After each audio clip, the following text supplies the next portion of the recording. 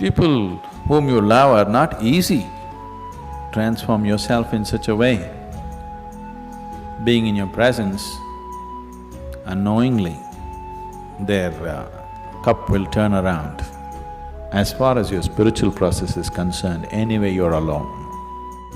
Namaskaram, Sadhguru. I'm in a relationship with a very bitter person who is not interested in spirituality. How can I handle my relationship without losing my way on the spiritual path?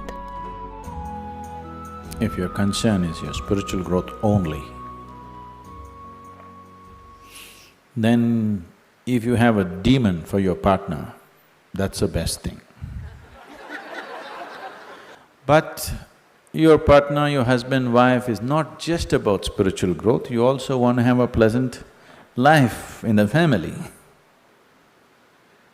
Then you have to choose someone whom you like, but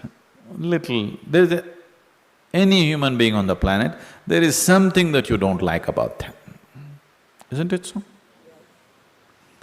So you use that part of it for your spiritual growth, and the rest of it you enjoy. Just as life. So if your intention is to have a good family, then some rapport is needed between two people, otherwise it won't work. Especially if you have produced children, then rapport is must, otherwise you'll foul the new life that's come up. If you create a foul atmosphere, you'll foul up the new life that is coming up. Nobody has any right to do that actually, but people are doing it. But no human being has any right. You can mess yourself up as much as you want, that's up to you. But you can't mess up a fresh life that's just coming up. So, if you're looking for good life, family life, then one has to find rapport. And that rapport means some areas of commonality at least. But if you're looking for spiritual life, it doesn't matter what kind of person he is, you can use everything for your growth, everything for your growth, if that's all your focus is. But generally your focus is both ways, you want to have a little bit of that and a little bit of this, so mixed fare. So it gets a little complex. So, to build a rapport takes effort, takes compromise, takes love, endurance. Takes endurance, you know. Somebody is constantly like this, you want to build rapport with that person, but you don't want to go his way. That takes lots of endurance. Yes or no? People whom you love are not easy. So what can you do? One thing is to transform yourself in such a way. Being in your presence, unknowingly, their cup will turn around. Just yesterday, the other day I just went out in the rain, I went out and it started raining and I was carrying both my India phones because I was expecting some calls and one is India, one is Europe, one is America, 3 phones I had. One I had in my jacket, other in my trouser pockets, and by the time I got here it got wet and both the phones just burnt up. Then people around me were telling me, Sadhguru, why carry 2 phones? Now we can have 2 SIM cards in one phone. If you hold it like this, you can speak on the India SIM card. If you turn it around, it just shifts into the other SIM card. You don't have to switch anything, just this way it handles one SIM card. If you turn it around, it handles another SIM card. You have to become like this. I was very suspicious of this phone, I didn't get it, but but you must become like this. If you wish to take people who are around you with you, if you want to walk alone, it's very easy.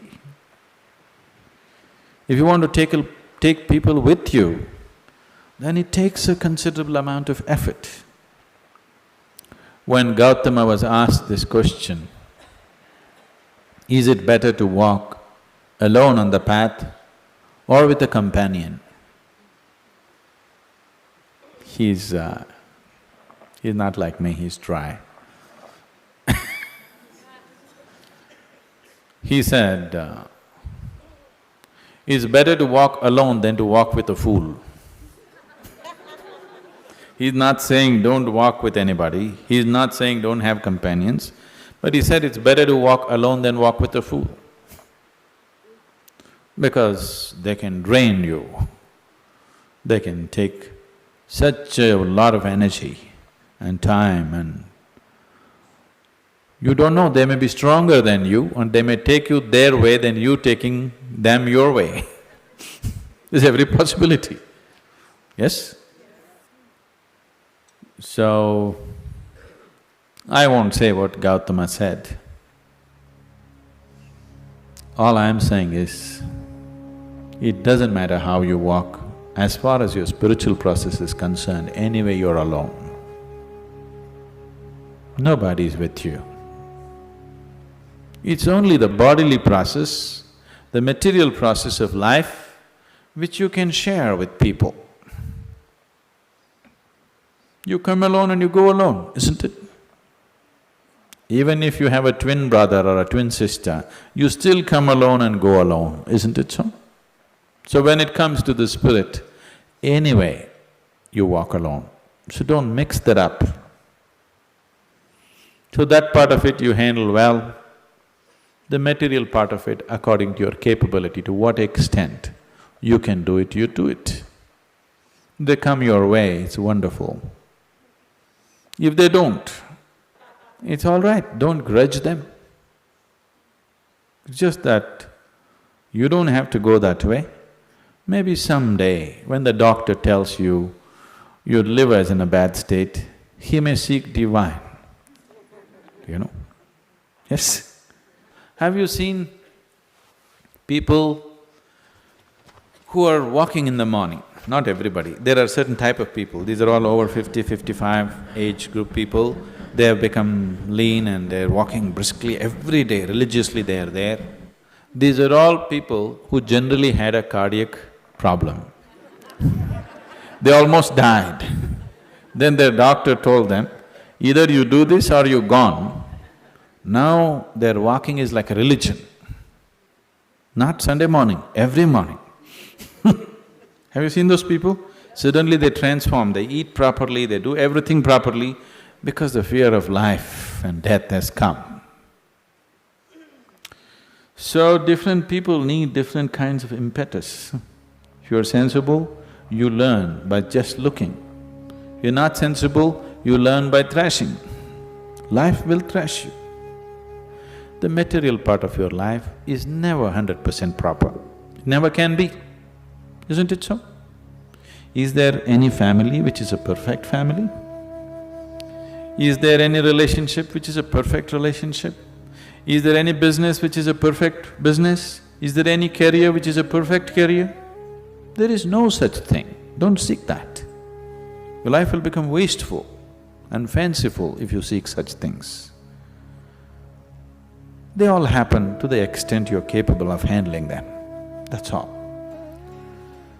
So, you make sure the spiritual part of your life, you handle it 100% properly.